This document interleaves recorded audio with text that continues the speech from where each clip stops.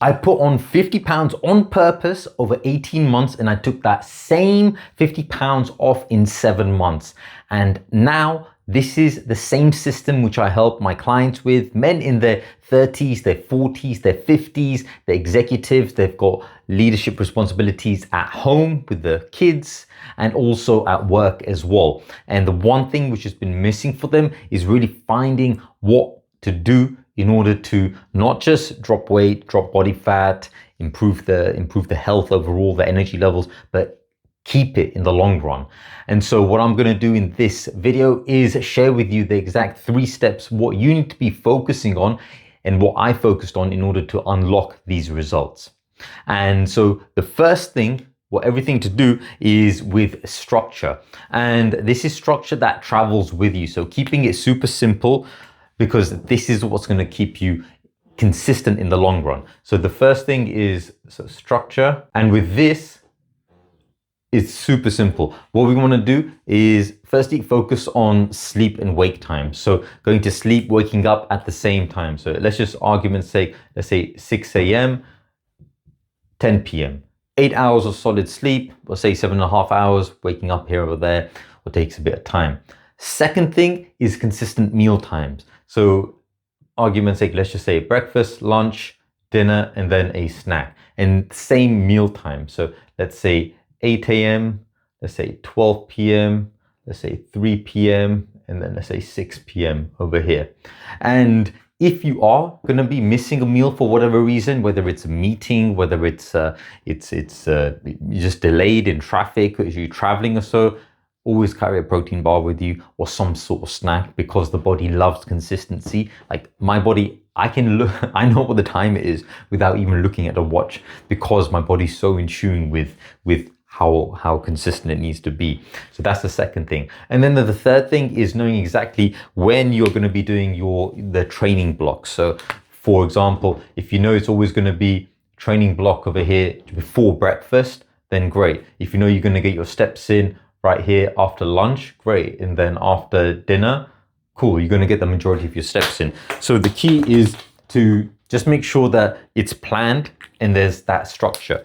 So the second thing, what I want to come on to is once you've actually got your structure, and this is the same structure that you take on when you got travel days, you got socials, you got holidays, nothing changes because your body doesn't change when life happens. So the second thing that you want to focus on is leverage. Well, actually the levers. So second is the levers. So what I did not change at all throughout the time was firstly my sleep.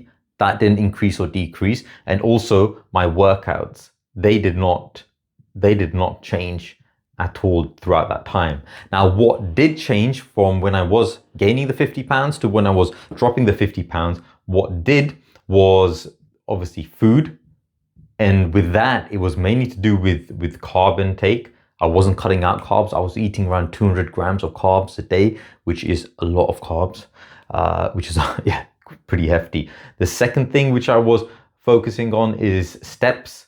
I went from on average around that 60 to 70,000, and I was aiming for 100,000 a week. So that's what changed. And then less cardio. And this was only towards the end, really. It wasn't, I hardly did any cardio. I was just doing a lot of walking. So towards the end of it, when I just wanted to get really trim, I was doing a bit more of that, maybe a couple of hours of that. I was playing some tennis as well at the time. So super simple. And what happened when I focused on this is there was no energy crashes. I was never hungry. I was never irritable because of food or lack of food or anything like that. It was super simple because I had the structure on lock, and the only levers which I was changing were these ones. And it's not that intense. Like changing food, all you do is swap some options, and just high level, just to shout it out there. So one of my clients, he's been changing his, instead of eating potatoes, he's eating more pumpkin, more squash.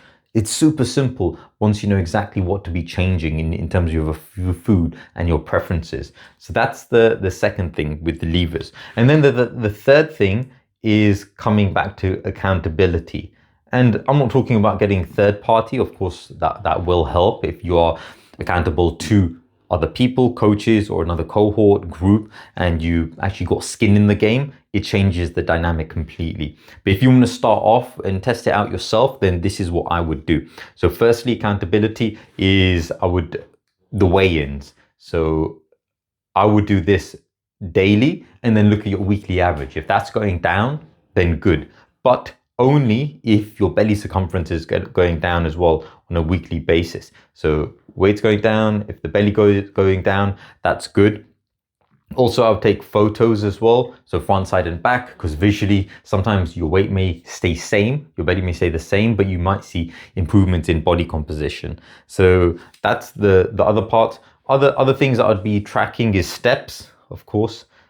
You can do that simply using your phone, and then also I'd be also tracking my weights as well at the gym, so strength training. So two things would be like the weight itself, and then also reps as well. So that's what I would be doing. Using a simple Google sheet, if you have nothing else, then you can track that.